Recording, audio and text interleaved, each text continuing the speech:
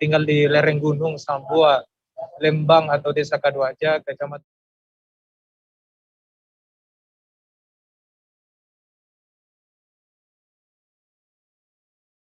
tanah gunung, sehingga rawan terjadinya bencana longsor. Selain itu, tanah di wilayah tersebut sejak beberapa hari terakhir mengalami pergerakan. Warga sendiri mulai mengungsi sejak Sabtu 19 Februari kemarin. Jadi Mila dan Tribuners, sebagian warga mengungsi ke Desa Benteng Ala yang berada di Kabupaten Endrekang. Beberapa di antaranya juga mengungsi ke pesantren Al-Hidayah Kaduaja, dan beberapa pengungsi lagi mengungsi ke rumah kerabatnya. Adapun warga yang saat ini telah mengungsi dari Dusun Batu Rewan, Tok Kambola, dan Sangbuah. Beberapa warga yang telah kami konfirmasi mengaku mereka terpaksa mengungsi ke tempat yang lebih aman, walau tak membawa peralatan apa-apa.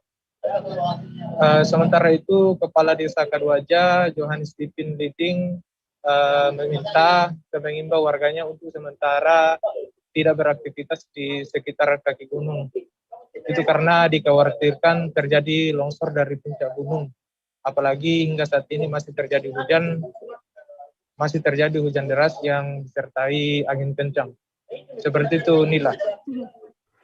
Baik, demikian informasi dari Tommy Pasero, wartawan Tribun Timur, Saudara. Untuk mengetahui informasi selengkapnya, telah terhimpun wawancara dengan seorang warga dan juga Kepala Lembang Kaduaja. Berikut liputannya untuk Anda.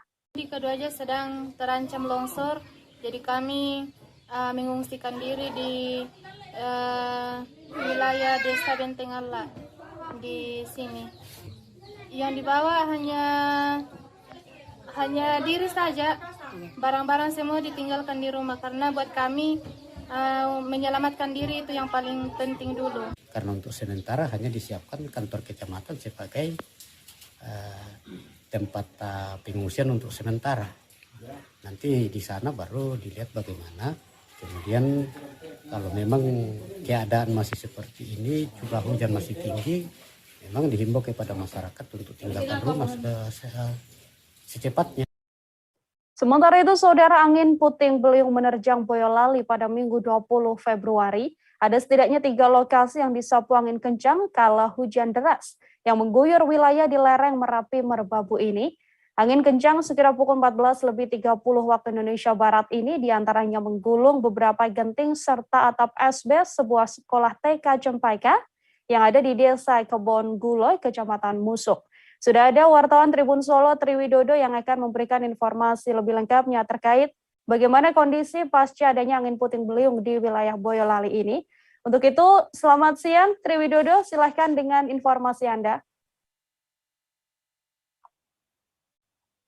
Ya, selamat siang Nila dan Triwidodo dimanapun Anda berada. Dapat saya informasikan dari Boyolali, di mana pada minggu kemarin sekitar mulai pukul 14.30 telah terjadi angin puting beliung menimpa tiga wilayah desa di lereng Merapi dan Merbabu di Kabupaten Boyolali. Antara lain yang pertama di Desa Kebon Gulo, Kecamatan Musuk, lalu yang kedua ada di Desa Madu, Kecamatan Musuk, yang ketiga ada di Desa Tandinggata, Kecamatan Sepogo, Boyolali.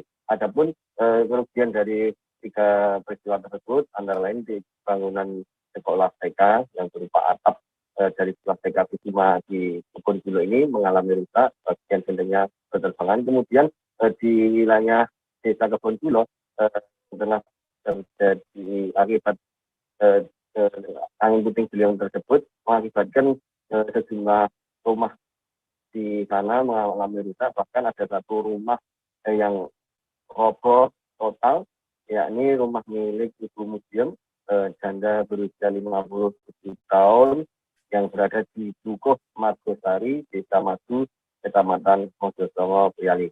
Akibat peristiwa tersebut, Ibu Museum ini juga mengalami luka-luka pada bagian kepala dan pinggangnya.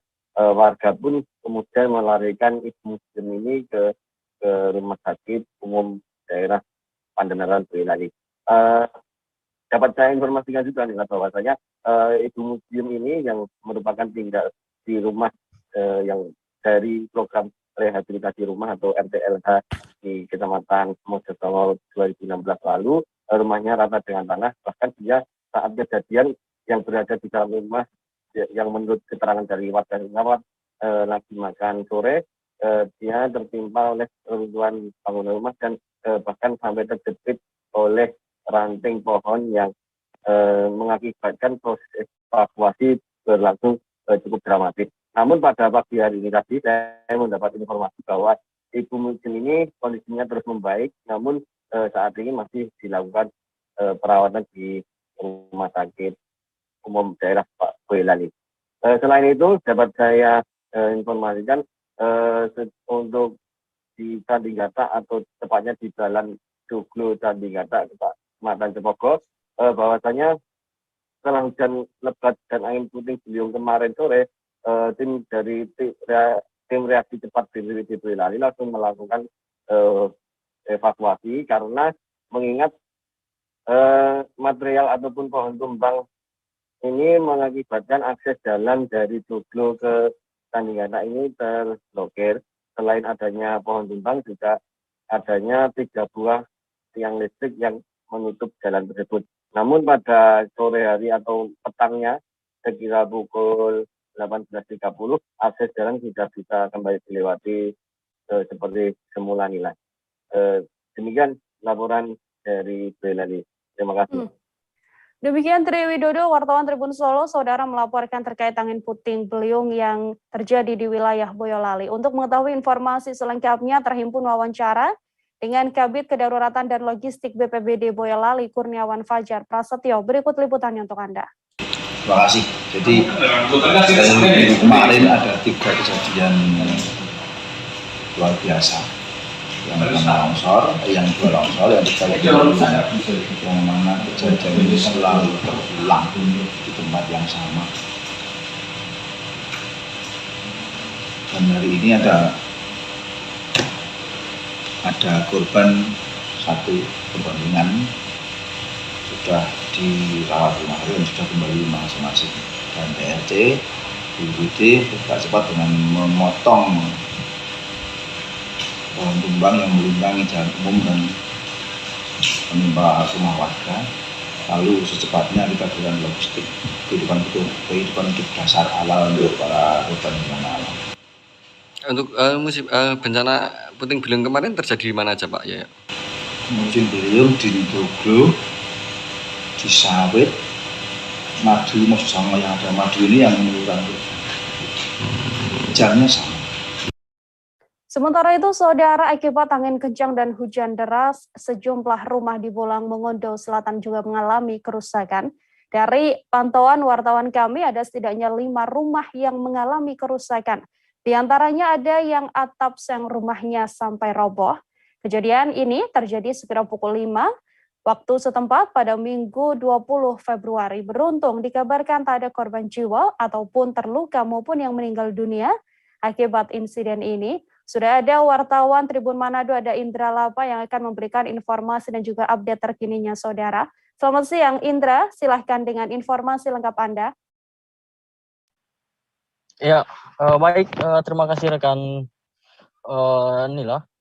Jadi kemarin sempat terjadi beberapa rumah yang roboh karena diakibatkan cuaca yang begitu ekstrim. Karena adanya hujan deras beserta angin kencang, sehingga di wilayah khususnya di Kecamatan Bolang Uki, Kabupaten Bolang Mongondo Selatan, itu beberapa rumah dan tempat usaha itu mengalami kerusakan. Nah, salah satunya yang terjadi di Kecamatan Bolang Uki, tepatnya di Desa Tolondadu, ada tempat usaha bengkel itu roboh total, diakibatkan karena hujan deras yang terjadi sejak pukul 5 pagi waktu Indonesia bagian tengah, rekan Lydia. Nah, dari informasi yang didapat oleh Tribun bahwa beberapa desa yang ada di Kecamatan Bolang Uki itu mengalami kerusakan. Nah, salah satunya Desa Tolondadu, Desa Popodu, dan Desa Tabila juga. Nah, selain itu berbagai desa lain juga itu hanya tergenang air dari air-air yang karena adanya hujan deras Tribuner, sehingga rumah warga daripada itu tergenang air. Nah, Kaban BPBD dan kepala desa juga rekan Lina bahwa menyampaikan kepada warga untuk agar berhati-hati, jangan dulu ada yang turun ke laut untuk melakukan aktivitas nelayan, sehingga jangan dikhawatirkan akan terjadi hal-hal yang tidak diinginkan. Kaban BPBD juga sudah menyampaikan dan sudah menyampaikan baik di desa-desa maupun secara lewat WhatsApp, rekan. Ya. Baik, terima kasih banyak Indra Lapa, wartawan Tribun Manado atas informasi Anda. Selamat bertugas kembali, Indra. Kita lanjutkan ke informasi lain, Saudara. Kemunculan ular king cobra mengejutkan warga yang tinggal di Jalan Nelayan Gang Ismail, Desa Sungai Bakau Kecil, Kecamatan Mempawah Timur pada Rabu 16 Februari kemarin. Reptil berbisa mematikan ini muncul secara tiba-tiba di rumah seorang warga bernama Ferry. King cobra berukuran kurang lebih 3 meter tersebut ditemukan pertama kali oleh anak dari sang pemilik rumah yang masih berusia 10 tahun dan duduk di bangku kelas 4 sekolah dasar. Untuk informasi selengkapnya terkait ditemukannya King cobra sepanjang 3 meter, sudah ada Ramadan, wartawan Tribun Pontianak di sana yang akan memberikan informasinya pada Anda. Halo, selamat siang. Ramadan, bisa diinformasikan terkait adanya ular king cobra sepanjang 3 meter ini, apakah kemudian sudah berhasil ditangkap oleh warga sekitar? Ya, Dila, betul sekali yang kita laporkan bahwasanya pada penemuan ular tersebut terjadi pada 16 Februari 2022 pada hari Rabu, itu sekitar pagi hari. Informasi tersebut kita dapatkan sehari setelah penemuan ular tersebut, yaitu dari media sosial, yaitu dari akun Instagram yang ada di Kota Mempawah, yaitu Pinyu Berbagi dan Halo Mempawah. Kabarnya penemuan ular tersebut terjadi di Jalan Nelayan Gang Ismail, Desa Sungai Bakau Kecil, Kecamatan Mempawah Timur, Kabupaten Mempawah, Kalimantan Barat. Dari situ kita langsung berkomunikasi dengan pihak admin yang memang menyebarkan pertama kali tentang penemuan ular tersebut.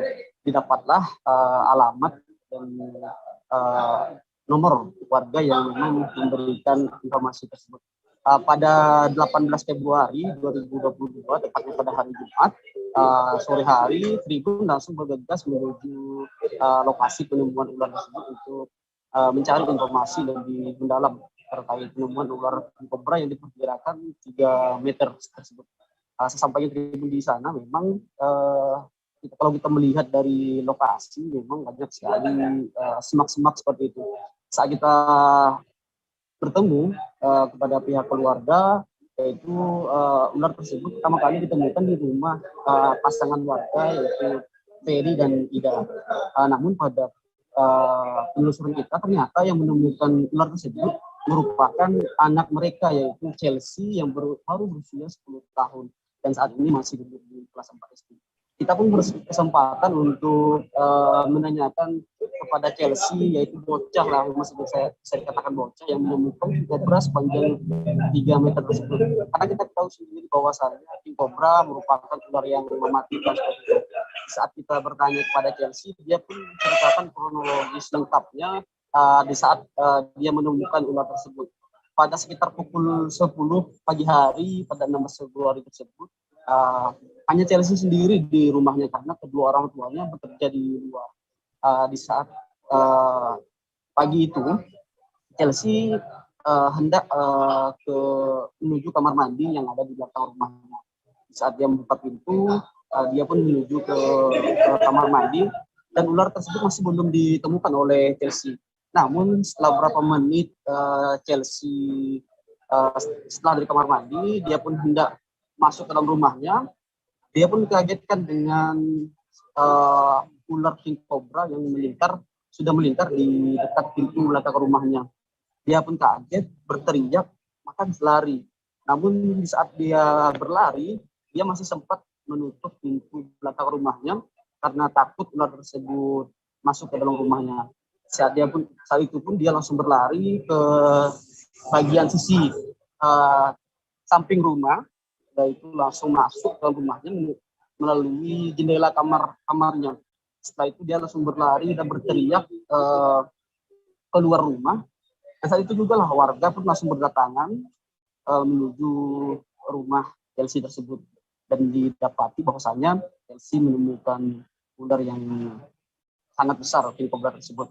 Saat itulah warga langsung menuju belakang rumah Ferry dan Ida ataupun Chelsea tersebut. Saat itu juga warga langsung berusaha melumpuhkan king cobra sepanjang 3 meter tersebut. Namun warga tidak mau membunuh king cobra tersebut. Warga hanya berusaha menangkap dan berusaha melumpuhkannya. Dan alhasil warga berhasil melumpuhkan king cobra sepanjang 3 meter tersebut. Dan infonya juga, ini merupakan pertama kalinya warga sekitar menemukan king cobra dengan ukuran yang sangat besar. Berapa kali sebenarnya sudah pernah ditemukan ular, namun masih dalam keadaan anak. Kabarnya juga king cobra tersebut sudah diamankan oleh warga dan sudah dibawa jauh dari titik ditemukan tersebut. Memang kalau kita melihat, orang tua dari Chelsea baru tahu anaknya menemukan ular itu setelah dia pulang dari bekerja sekitar sore hari, seperti itu. Dia baru mengetahui bahwa saat ditinggalkan sendiri, anaknya itu menemukan king cobra sepanjang 3 meter. Dan hingga saat ini juga masih ada rasa was-was seperti itu, takut terjadinya king cobra tersebut. Namun alhamdulillah Chelsea tidak terjadi apa-apa dengan Chelsea, dan ular tersebut pun bisa diamankan dengan baik oleh masyarakat. Seperti itu, Mila. Ya, terima kasih banyak Ramadan, wartawan Tribun Pontianak, atas informasi Anda. Juga telah terhimpun, saudara, wawancara dengan saksi atau penemu ular tersebut, yakni Chelsea, yang telah terhimpun. Berikut liputannya untuk Anda. Ke WC. Mau WC. Pas buka pintu atau gimana? Buka pintu tuh, kami buka nengok ulang tuh. Kami tak nengok ulang, lepas tu kami ke WC, terus nengok ulang tuh. Berarti pas ke WC tak ada nengok ular? Tak ada. Pas balik dari WC mau ke rumah adik, ada ular situ? Ada ular situ. Lepas tu mekik, terus dia lari, dia balik tempayan tuh. Dia tutup pintu tu, masuk kamar tu. Kami kalau jendela ngagak datuk, terus datuk tu ngagak bapak. Om tu pun datang, cari-cari lo. Rupanya ular tu bau mesin cuci dah. Adik lihat ularnya tu, ularnya diri atau cuma biasa ya? Biasa ya. Terlihat ada ngejar-ngejar? Ada. Dia itu bawa panggilkan orang, bawa nangkap apa? Tali tu itu kayak mana ya? Putus. Terus ambil lagi tali yang agak besar. Itu ya. Saudara, kemacetan parah yang disebabkan proyek perbaikan Jalan Lintas Timur atau Jalintim di Desa Simpang Beringin, Kecamatan Bandar Saikijang, Kabupaten Pelalawan dalam 1 pekan ini membuat Bupati Pelalawan Zukri geram. Bupati Zukri mengaku banyak warga yang melaporkan kondisi antrean panjang di perbaikan Jalintim perbatasan Pelalawan dengan Pekanbaru ini. Keluhan ini pun disampaikan secara langsung maupun via aplikasi pesan ke nomor ponselnya. Bupati Pelalawan pun langsung bereaksi. Ia kemudian memanggil kontraktor pelaksana proyek perbaikan Jalintim, yakni PT Adikarya, dan memberikan ultimatum. Untuk mengetahui informasi selengkapnya, saudara, sudah ada Johannes Tanjung, wartawan Tribun Pekanbaru, yang sudah siap dengan informasi lebih lengkapnya untuk Anda. Selamat siang, Johannes. Silahkan dengan informasi Anda. Baik, selamat siang Nila dan semua Tribuners dimanapun Anda berada. Memang arus lalu lintas 1 pekan terakhir dari Kota Pekanbaru ke Kabupaten Pelalawan sedikit tersendat karena proyek perbaikan Jalan Lintas Timur, tepatnya di Desa Simpang Beringin, Kecamatan Bandar Saikijang, Kabupaten Pelalawan, yang berbatasan dengan wilayah Pasir Putih, Kota Pekanbaru. Ada beberapa kilometer proyek perbaikan Jalan Lintas Timur ini yang awalnya dari jalan aspal menjadi jalan cor beton atau rigid. Proses perbaikan sebenarnya sudah berlangsung beberapa pekan sebelumnya, namun terjadi macet parah dan antrian yang sangat panjang dalam 1 pekan terakhir. Bahkan jika sebelumnya jarak normal antara Kabupaten Pelalawan dengan Kota Pekanbaru hanya 1 jam 20 menit atau sampai 1 jam 30 menit, ketika terjadi antrian panjang dan macet parah itu, jarak tempuh Pekanbaru dengan Kabupaten Pelalawan, tepatnya Kota Pangkalan Kerinci, itu bahkan sampai 3 sampai 4 jam. Masyarakat terjebak macet dan antrian panjang berjam-jam akibat pengaturan sistem buka tutup dari jalan oleh pengelola ataupun kontraktor tidak maksimal, sehingga banyak kendaraan yang mendahului dan terjebak di tengah-tengah jalan yang sedang diperbaiki. Bahkan laporan itu sudah sampai ke Bupati Pelalawan yang diadukan oleh masyarakat dan juga beberapa pemilik kepentingan lainnya, sehingga Bupati Pelalawan memanggil pihak kontraktor dari PT Adikarya untuk rapat dan membahas solusi apa yang terjadi sehingga dapat berjalan lancar. Dalam hasil rapat pertemuan, Bupati Pelalawan menyampaikan ultimatum jika memang PT Adikarya tidak memberikan solusi yang terbaik atau tidak bisa mengatur sistem buka tutup yang maksimal untuk mengurai macet dan antrian panjang, baiknya proyek pengerjaan atau perbaikan jalan tim dihentikan. Namun setelah rapat dengan Bupati, Tribunus, proyek perbaikan ternyata dihentikan sementara oleh PT Adikarya, makanya dalam 3 hari terakhir lalu lintas antara Kota Pekanbaru sampai ke Kabupaten Pelalawan sudah lancar. PT Adikarya menyatakan pihaknya sedang berunding dan melakukan uji coba bagaimana sistem buka tutup yang tidak merugikan masyarakat sehingga bisa lalu lintas berjalan lancar. Pasalnya di samping masyarakat terjebak macet, 30% dari pegawai yang bertugas di Kabupaten Pelalawan merupakan warga Pekanbaru. Mereka pulang pergi setiap hari, tentunya mempengaruhi kinerja mereka. Di samping itu, beberapa kendaraan pengangkut sembako ataupun BBM dan juga kebutuhan pokok lainnya yang dari Kota Pekanbaru ke Kabupaten Pelalawan sering terjebak macet di sana, sehingga mempengaruhi perekonomian masyarakat. Memang masyarakat banyak berharap agar proyek perbaikan itu berjalan dengan maksimal dan cepat selesai. Demikian rekan Nila. Johannes Tanjung, saudara wartawan Tribun Pekanbaru melaporkan terkait kemacetan panjang di Jalintim. Untuk mengetahui informasi selengkapnya juga telah terhimpun wawancara dengan Bupati Pelalawan. Berikut liputannya untuk Anda. Bandara Sekijang bagaimana Pak Bupati? Langkah kita? Ya satu, sekarang kita kan evaluasi nih. Kita evaluasi baik terkait perencanaannya, apa yang mau diperbaiki, apa yang mau ditingkatkan, diperbaiki. Terus yang menjadi problem hari ini terkait kemacetan. Betul. Jadi kemacetan ini menjadi problem sampai tadi malam pun banyak yang mengeluh dan WA langsung ke saya. Ada yang 3 jam macet, ngantri di situ. Ini kan mempengaruhi ekonomi kan, mempengaruhi masyarakat. Ya, masyarakat akan terdampak dengan itu. Maka kita evaluasi, bisa jadi kita stop. Kan kita stop dulu pengerjaannya. Kalau tidak jelas proses tutup buka mereka, ini kita stop. Karena kemarin sudah kita berikan peringatan supaya mereka bisa mengatur lalu lintasnya. Dan mungkin akan kita perbantukan perhubungan nanti di situ. Perhubungan dan nanti kita akan koordinasi juga dengan Polres. Informasi lainnya masih akan kami hadirkan seusai jeda, saudara tetap di live update. Oke, apa kabar Bang Arifki di sini untuk strateginya? Kalau saya sendiri di Jumit 37 ini yang semalam baru mulai, saya udah sebenarnya aku nggak ngerasa itu penangkapan atau penggerebegan atau apapun itu. Karena gitu, posisinya aku kriteria. Jadi kita mengenal disebut dengan stroke yang tidak berdarah dengan stroke yang berdarah. Stroke yang tidak berdarah itu biasanya ditandai dengan adanya penyumbatan. Kalau itu terjadi di sini mungkin pikirnya tidak ke situ kali ya. Tapi kalau di Korea atau di Kamboja itu ada beberapa paper yang saya itu Mas, ya. Dulunya tukang koran. Oh gitu ya. Tukang koran. Ya, saya baca itu Pak. Tuh kan pernah baca kan? Ya. Jadi kalau saya jadi tanggang itu udah bersyukur banget. Si anak ini dijadikan sebagai tersangka begitu. Ya kalau ini kita bicara yang di luar kasus Sibolga ya. Dengan nama hujan shower, di mana terdapat batas jelas antara daerah hujan dan tidak hujan yang biasanya terjadi pada fase awal master stage atau tahap berbahaya itu Kang. Jadi mulai artinya terjadinya perlembekan. Nah itu untuk penetrasi akan sulit gitu ya. Dok, saya ini menurut saya memang tidak mudah, bukan urusan tanah diambil. Kalau misalnya Amerika Serikat sekarang, Rasulullah mengatakan dalam sebuah hadis bahwa berpuasa di 6 hari Syawal itu. Oke, apa kabar Bang Arif di sini untuk strateginya?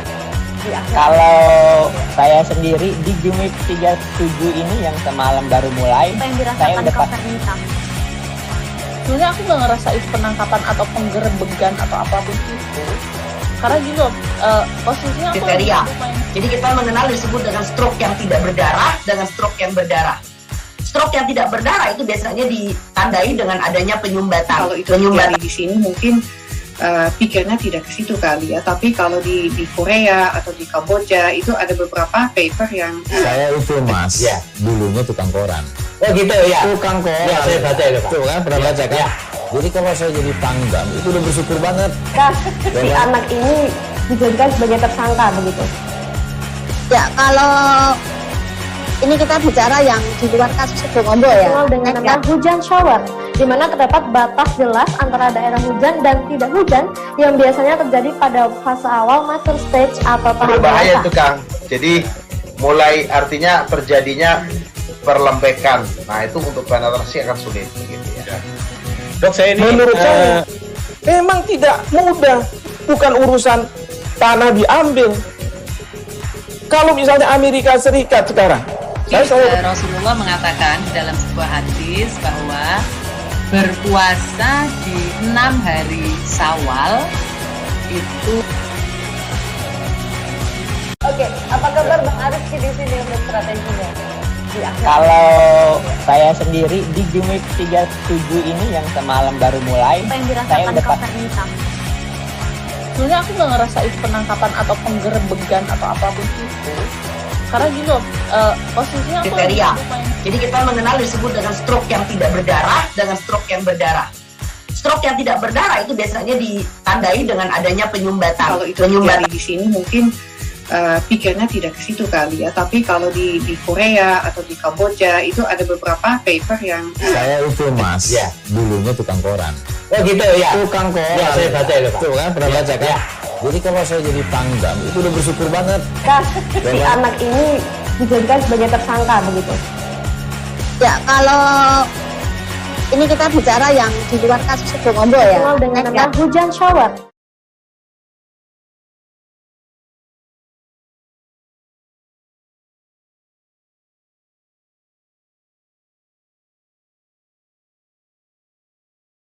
Strateginya. Kalau saya sendiri di Jumit 37 ini yang semalam baru mulai, saya udah sebenarnya aku nggak ngerasain penangkapan atau penggerebegan atau. Masih bersama dengan Sanila Irda, Anda kembali menyaksikan live update siang saudara. Polres Kabupaten Bangka Tengah akan memperketat upaya pengawasan di Pelabuhan Sungai Selan, Kecamatan Sungai Selan, Bangka Tengah. Pelabuhan Sungai Selan sendiri memang kerap dijadikan pintu keluar masuk orang dan barang dari berbagai daerah khususnya Pulau Sumatera. Tak heran mudahnya akses keluar masuk di pelabuhan ini dimanfaatkan sebagian orang untuk menyelundupkan barang-barang ilegal seperti narkoba dan lain sebagainya. Longgarnya pengawasan ini juga membuat penyebaran COVID-19 khususnya varian Omikron berpotensi besar masuk dari pelabuhan tersebut. Untuk informasi lebih lengkapnya terkait perketatan di Pelabuhan Sungai Selan ini, saudara, sudah ada Arya Bima Mahendra, wartawan Bangka Pos yang akan memberikan informasi lengkapnya untuk Anda. Selamat siang Arya, silahkan dengan informasi Anda. Iya, halo rekan Nila dan Tribuners yang berada. Pertama-tama memang perlu saya sampaikan bahwa Pelabuhan Sungai Selan sendiri merupakan salah satu pelabuhan yang ada di Kabupaten Bangka Tengah, Provinsi Kepulauan Bangka Belitung. Dan memang di kawasan Pelabuhan Sungai Selan ini memang pengawasan ataupun pemantauan dari aparat kepolisian maupun pihak pemerintahan memang terbilang cukup longgar ya. Namun perlu saya sampaikan bahwa beberapa waktu lalu dari Polres Bangka Tengah, tepatnya dari tim Satgas Narkoba, telah menangkap sejumlah tersangka penyalahgunaan narkotika ini sebanyak 6 orang yang memang salah satunya ditangkap di Pelabuhan Sungai Selan dengan barang bukti yang cukup besar, ya ini berupa 9,70 gram narkoba jenis sabu. Seperti itu, rekan Nila. Dan perlu saya sampaikan juga bahwa pihak dari Polres Bangka Tengah akan terus melakukan upaya pengawasan ataupun pengetatan pemantauan di kawasan Pelabuhan Sungai Selan tersebut dengan bekerja sama bersama dengan Polsek Kecamatan Sungai Selan, bersama dengan tim Bea Cukai, ASDP, Satpol Airut, dan Lanal Kabupaten Bangka Tengah. Dan perlu saya sampaikan juga, rekan Nila dan Tribuners, bahwa Pelabuhan Sungai Selan sendiri menjadi salah satu akses keluar masuk barang ataupun orang yang memang sehingga menyebabkan pengawasan di kawasan tersebut cukup longgar dan berpotensi besar terjadinya penularan Omikron yang masuk ke wilayah Kabupaten Bangka Tengah. Seperti itu, rekan Nila. Ya, Arya Bima Mahendra, saudara, melaporkan terkait pengetatan Pelabuhan Sungai Selan. Untuk informasi lebih lengkapnya, sudah terhimpun wawancara dengan Kapolres Bangka Tengah AKBP Mohrisya Mustario. Berikut liputannya untuk Anda. Jadi di Sungai Selan ini merupakan salah satu fokus kita, Pak, ya, karena ada beberapa kejadian yang dapat diungkap di wilayah Sungai Selan ini, dan kita sinyalir barang-barang ini memang diselundupkan masuk dari Pulau Sumatera. Dan di Sungai Selan ini kita sudah bekerja sama, ya, di sana ada Pol Air, ada Lanal, ada ASDP, ya Pak, ya, kemudian ada Bea Cukai juga. Kita bekerja sama dengan instansi terkait, Polsek juga, untuk melakukan pengawasan, pengetatan terhadap jalur masuk orang dan barang dari daratan seberang, Pak, dari Provinsi Sumatera Selatan. Jadi kita memang sudah lama mengawasi daerah Sungai Selan ini, karena ada beberapa tersangka yang ditangkap di sana, dan kita sinyalir memang barangnya masuk dari luar, Pak. Kita beralih ke informasi selanjutnya. Warga digegerkan dengan penemuan mayat seorang perempuan, saudara, yang sebagian badannya tertutup karung di Rawa Dusun Jumba, Kecamatan Jujuhan, Kabupaten Bungo pada Minggu 20 Februari. Korban terakhir kali pamit dan mengaku hendak tidur di kediaman saudaranya di Dusun Siskabar, Kecamatan Jujuhan pada Februari awal. Saat ditemukan, korban berada di rawa yang ditimbun oleh lumpur dan semak-semak. Mayat korban pun terbungkus karung putih dalam kondisi membusuk dan sebagian organnya sudah tinggal tulang. Informasi lebih lengkapnya terkait penemuan mayat dalam karung ini, saudara, ada wartawan Tribun Jambi, Sopianto, yang akan memberikan update terbarunya. Selamat siang, Sopianto. Silahkan dengan informasi Anda. Selamat siang, rekan Nila. Baik, dapat saya sampaikan pada hari Minggu 20 Februari sekira pukul 17.00 waktu Indonesia Barat, ditemukan mayat perempuan sebagian badan tertutup karung dan sebagian badan terendam di rawa Dusun Jumba, Kecamatan Jujuhan, Kabupaten Bungo. Nah, dapat saya sampaikan juga, korban merupakan Intan Sarina, usia 40 tahun, asal Blok C, Desa Kurnia, Kenagariaan, Koto Salak, Kecamatan Rumbai, Kabupaten Damasraya. Nah, hal itu dibenarkan Kapolres Bungo, AKBP Guntur Sapotro. Ia menceritakan kronologis kejadian. Sekitar tanggal 3 Februari 2022, korban pamit ke Purwanti di rumahnya Blok C, Kurnia, Sungai Rambai. Ia mengatakan korban pada saat itu mau pergi tidur ke tempat saudaranya Sartono di Dusun Siskaper, Kecamatan Jujuhan, Kabupaten Bungo. Dan ternyata korban tidak pulang-pulang, keluarga berusaha mencarinya pada Minggu 20 Februari 2022 dan ditemukan di dalam rawa yang ditimbun lumpur dan semak-semak. Nah, dapat saya sampaikan juga, pada saat itu Purwanti langsung memberitahukan kepada keluarga lainnya dan melaporkan ke Polsek Jujuhan. Nah, pada saat itu, didatangi tempat kejadian perkara, korban ditemukan dalam rawa yang ditimbun lumpur dan semak-semak. Kemudian korban diangkat dan korban sudah membusuk terbungkus karung putih, sedangkan organ kaki kanan tinggal tulang. Nah, dapat saya sampaikan juga, Kemudian korban langsung dievakuasi ke kantong mayat oleh tim olah TKP dan dibawa ke Rumah Sakit Hanapi Muara Bungu. Begitu rekan Nila. Baik, terima kasih banyak Sopianto, wartawan Tribun Jambi atas informasi Anda. Selamat bertugas kembali, Sopianto. Kita ke informasi selanjutnya, saudara, seorang pengendara motor tewas seusai tertimpa tiang listrik PLN kala melintas di Jalan Setia Kecamatan Patumbak pada Minggu 20 Februari. Saat kejadian, warga mendengar dentuman keras seperti suara ledakan. Insiden ini diketahui terjadi kala hujan deras disertai angin kencang sekira pukul 15 waktu setempat. Proses evakuasi terhadap korban, saudara, sempat mengalami kendala karena beratnya tiang listrik yang menimpa korban. Untuk mengetahui kronologi selengkapnya ada Goklas, wartawan Tribun Medan di sana yang akan memberikan informasinya untuk Anda. Selamat siang Goklas. Silakan Goklas dengan informasi Anda. Bagaimana kronologis adanya seorang warga yang tertimpa tiang listrik ini? Ya, inilah terima kasih. Pada hari malam, sekitar pukul 3 sore itu ada seorang pengendara yang belakangan diketahui identitasnya bernama Suryadi dengan keterangan di KTP dia adalah warga dari Batam Swiss. Dia waktu itu melintas dengan kondisi cuaca yang memang hujan lebat dan juga angin kencang. Karena di daerah tersebut juga ada beberapa rumah yang tanknya itu bahkan sampai penerbangan seperti itu. Nah, di dalam situasi seperti itu yang melintas dan rupanya tiang listrik PLN yang hampir sekitar 6 meteran itu terjatuh dan langsung menimpa tubuh korban alias Suryadi, dan di mana dia langsung meninggal dunia di lokasi tersebut. Tak lama sekitar pukul 4-an itu para petugas kepolisian beserta dengan BPBD dan TNI serta pemerintah setempat dan warga yang ada di lokasi itu berkerumun untuk membantu mengevakuasi dari korban tersebut.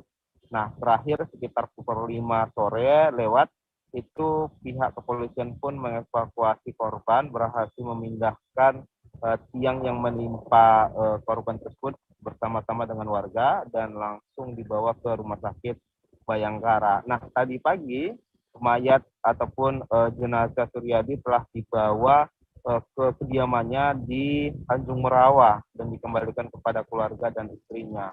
Dan yang mengejutkan memang istrinya yang saat ini sedang berduka bersama dengan keluarga.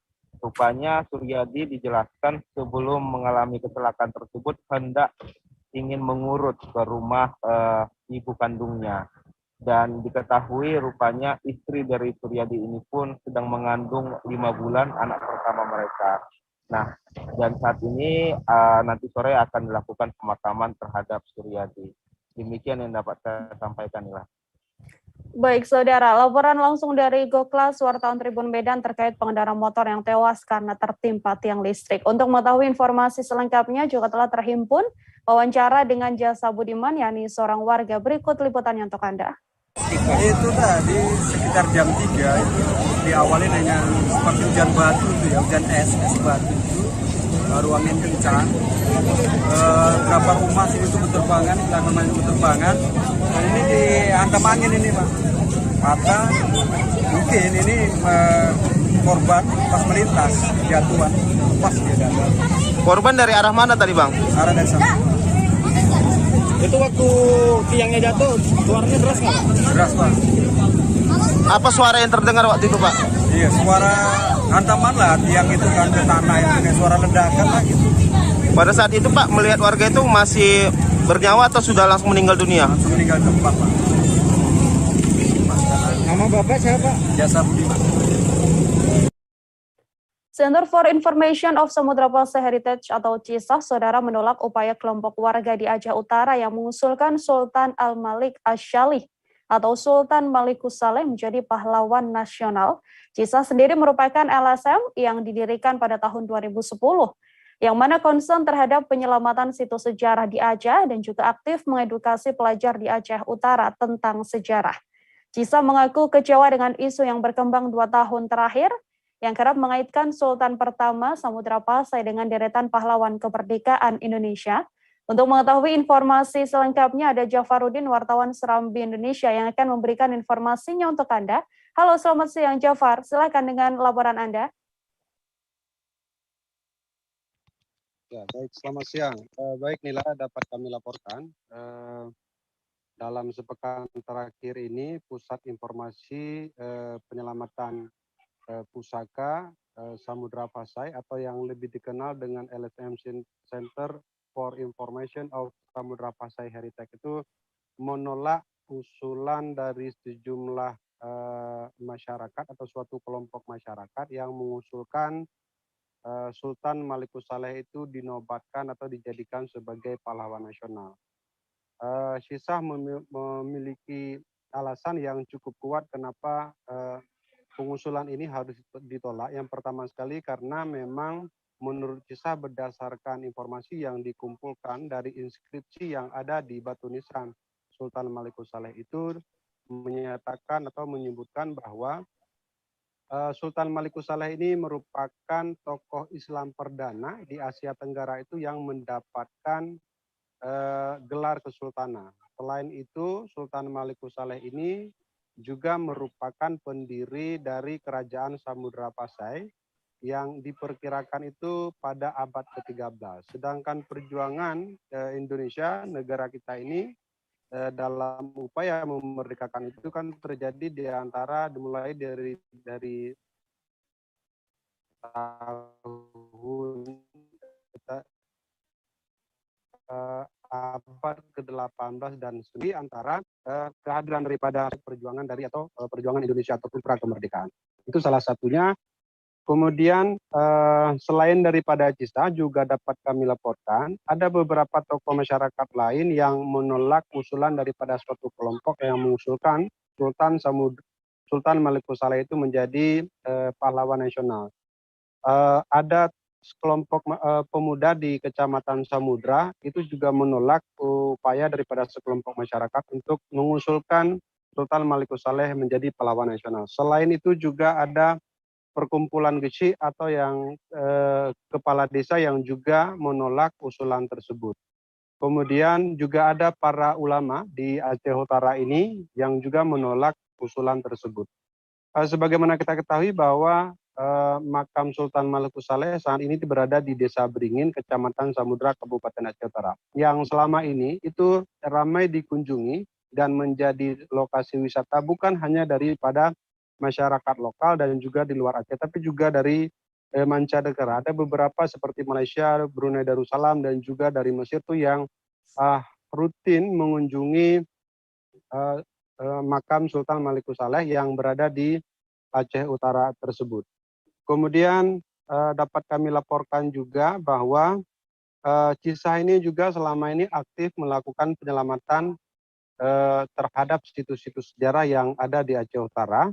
Mereka melakukan berbagai penelitian untuk mempelajari inskripsi yang ada di setiap batu nisan yang ditemukan. Jadi seperti yang disampaikan tadi bahwa Sultan Malikus Saleh ini adalah tidak ada kaitannya dengan perjuangan kemerdekaan Indonesia dan beliau adalah orang yang pertama atau tokoh muslim yang pertama di Asia Tenggara yang mendapatkan gelar sultan sehingga disimpulkan bahwa tidak layak ataupun tidak proporsional kalau memang dia diusulkan menjadi pahlawan nasional. Kemudian hal lainnya kalau memang Syisah menyarankan kalau memang diusulkan harus ada dari Aceh untuk menjadi pahlawan nasional, banyak sekali tokoh-tokoh dari Aceh yang juga berjasa pada saat itu dalam rangka melakukan perjuangan untuk kemerdekaan Indonesia. Seperti misalnya ada Pang Usuh, ada Pang Akub.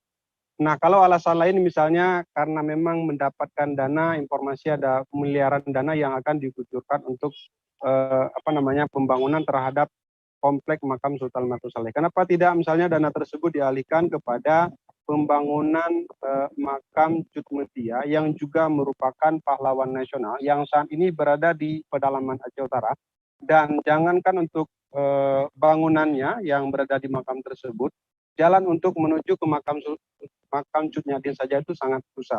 Kenapa tidak dilakukan hal demikian? Barangkali demikian, inilah laporan dari saya, Jafar. Baik, terima kasih banyak Jafarudin, wartawan Serambi News atas informasi Anda. Selamat bertugas kembali, Jafar.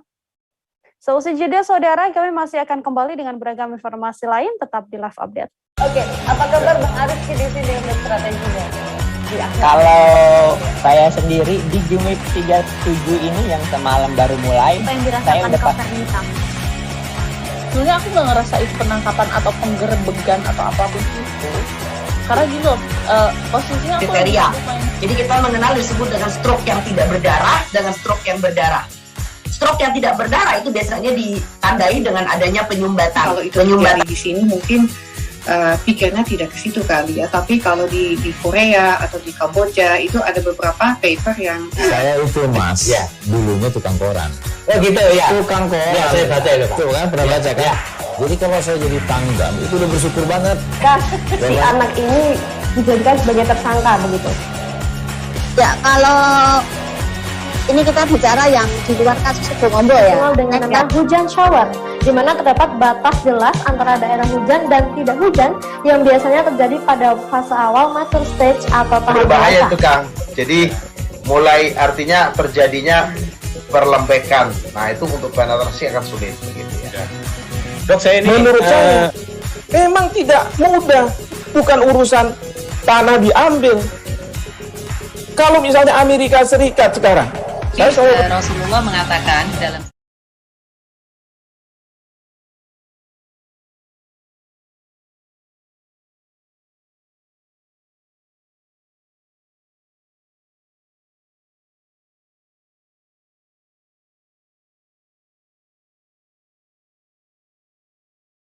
di Jumip 37 ini yang semalam baru mulai, saya udah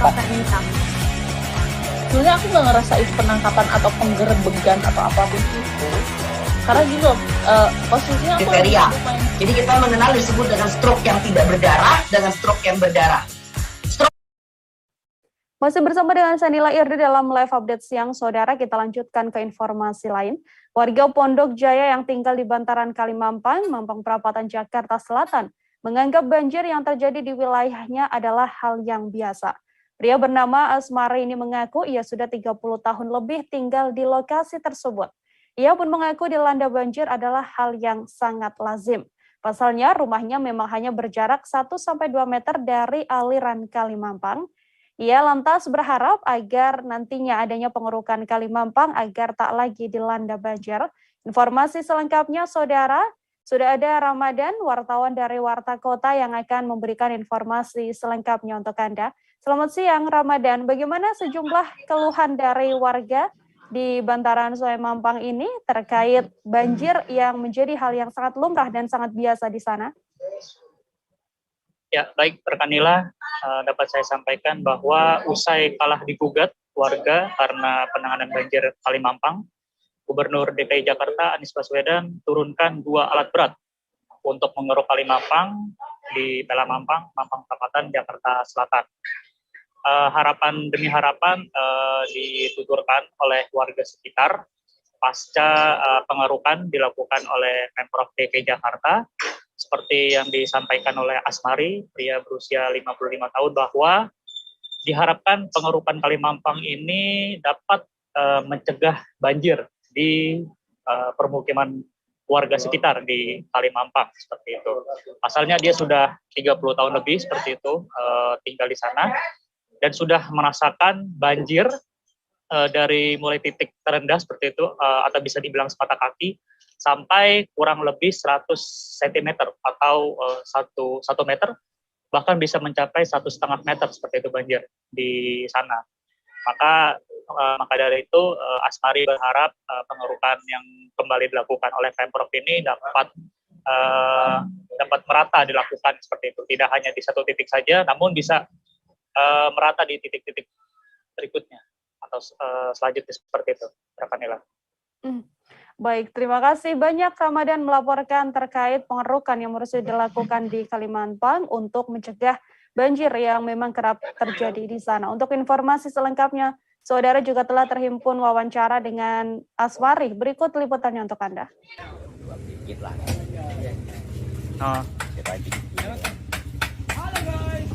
Biasanya paling tinggi berapa, Pak? Ketinggiannya, Pak? Berapa? 80. Itu terakhir banjir itu berarti kapan, Pak? Terakhir lupa. Tapi tahun ini ada ya, Pak? Oh, oke. Pak, kalau sejarah Kali Mampang ini awal banjir itu dari tahun berapa sih, Pak? Kira-kira, Pak, yang Bapak tahu gitu, Pak? Tahun berapa, Pak? 90 udah banjir. Itu banjirnya semana waktu itu, Pak? Dulu, Pak? Semeter.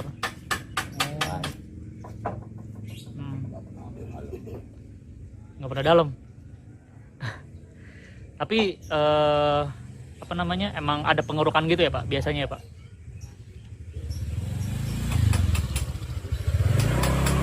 Ini kalau kalinya ini dia lewatnya mana aja sih, Pak? Kali ini, Kali Mampang ini? Tendean ya? Pondok Arya.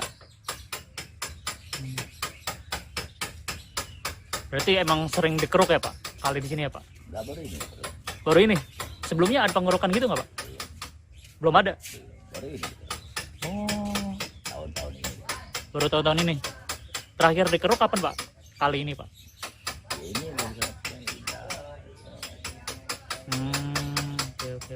Baru jalan. Oh, berarti baru jalan lagi nih. Sebelumnya berarti belum ada, Pak? Oh. Terakhir tahun berapa tuh, Pak? Kira-kira, Pak? Baru dikeruk, Pak? Ya ini dah.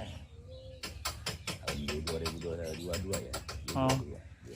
Katanya terakhir tuh pas dikeruk ini di kali sini katanya pas zaman Ahok ya, Pak? Bener, Pak? Apa gimana, Pak?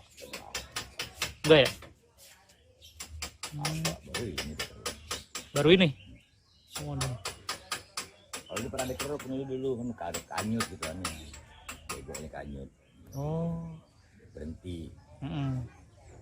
Terus katanya kalau banjir jembatan ini katanya sempat roboh ya, Pak? Itu ada dibetulin. Oh, baru ini, Pak? Ini baru selesai kapan, Pak? Setahun. Itu berarti pas banjir kapan, Pak? Robohnya itu, Pak? Kita beralih ke informasi selanjutnya, Saudara. Seorang santri menjual kelapa muda bakar di Jalan Raya Pandeglang, Serang, Banten. Jualan kelapa muda bakar ini digunakannya sebagai bekal untuk mengaji. Dalam sehari, santri ini bisa mendapatkan keuntungan hingga 1 juta rupiah. Santri asal Malimping ini diketahui berjualan kelapa muda bakar untuk menopang kebutuhan kedua orang tua dan juga ketiga kakak serta adiknya. Informasi lebih lengkapnya sudah ada Milda Niati, wartawan Tribun Banten, Saudara, yang akan memberikan informasi lebih lengkapnya pada Anda. Halo, selamat siang, Milda. Bagaimana informasi lengkap terkait adanya seorang santri asal Malimping yang berjualan kelapa muda ini? Ya, halo rekan Nila. Seorang santri tersebut bernama Madzani, dia berusia 19 tahun, berasal dari Malimping. Sejak kecil dia memang sudah mondok di pesantren Salafi yang ada di Malimping, Kabupaten Pandeglang. Selain itu juga untuk memenuhi kebutuhan sehari-hari dan juga bekal di pondok, dia mencoba untuk peruntungan yaitu dengan berjualan kelapa muda. Dalam sebulan dia bisa memperoleh sekitar 3 juta rupiah upah yang dia peroleh dari menunggu lapak kelapa muda yang ada di Kota Serang. Selain itu juga uangnya dia gunakan biasanya untuk bekal di pondok, kemudian juga untuk membiayai kakak, orang tua, dan serta adiknya. Selain itu juga setelah bekal dia terkumpul, biasanya dia kembali ke pondok setelah 2-5 bulan sekali. Begitu rekan Nila. Selain itu juga dia berjualan kelapa muda sengaja untuk memenuhi kebutuhan hidupnya sehari-hari lantaran dia tidak ingin berpangku tangan kepada kedua orang tuanya. Begitu rekan Nila. Baik, Milda Niati, terima kasih banyak wartawan Tribun Banten melaporkan terkait kisah inspiratif ya Tribuners, seorang santri asal Malimping yang berjualan kelapa muda bakar untuk bekal mengaji. Terima kasih sekali lagi Milda, selamat bertugas kembali. Kita ke informasi lain, Saudara. Puluhan ibu rumah tangga marah-marah di kantor Dinas Perdagangan Kabupaten Mamuju, Sulawesi Barat lantaran tidak kebagian minyak goreng. Pasar murah yang digelar di Disdak tersebut berlangsung 1 hari di halaman kantor yang berada di Jalan Jenderal Sudirman, Kelurahan Simboro pada Minggu 20 Februari. Sebanyak 200 dus minyak goreng dalam bentuk kemasan dirijen 5 liter habis lantaran banyaknya antusiasme warga yang hendak membeli. Puluhan ibu rumah tangga ini pun kecewa karena tak kebagian minyak goreng padahal sudah mengantri sejak pagi.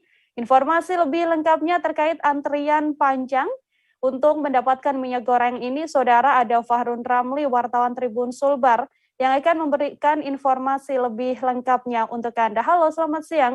Fahrun, bisa diinformasikan untuk banyaknya ibu-ibu yang mengantri demi bisa mendapatkan minyak goreng ini. Seperti apa informasinya?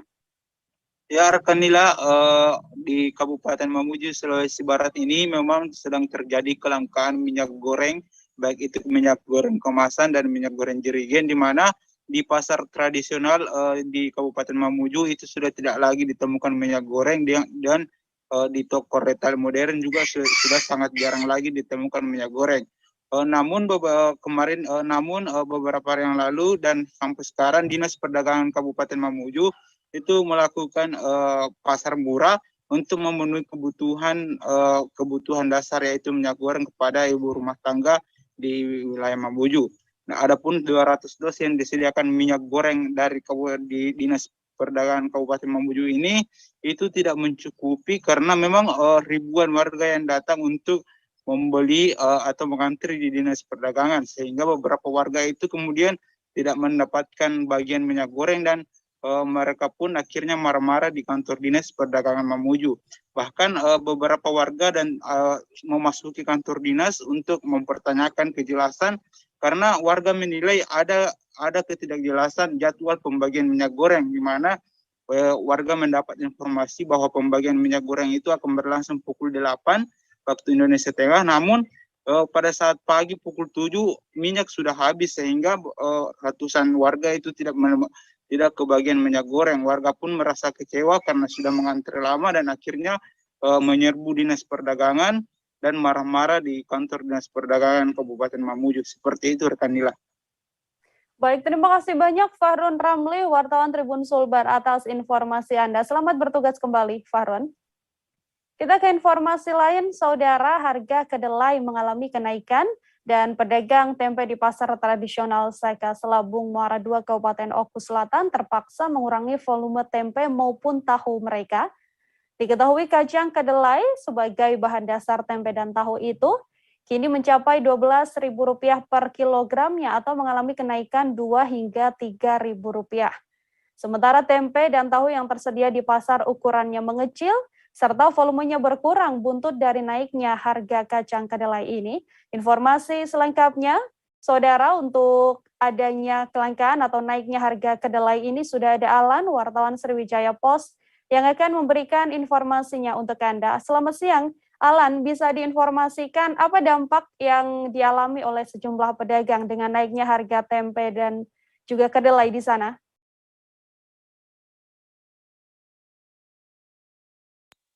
Ya, selamat siang rekan Nila. Dapat kami informasikan untuk dampak dari harga kedelai yang mengalami kenaikan di Kabupaten Ogan Komering Ulu Selatan, khususnya para pedagang di pasar tradisional Muara II Kabupaten Ogan Komering Ulu Selatan mengurangi volume dari tempe maupun tahu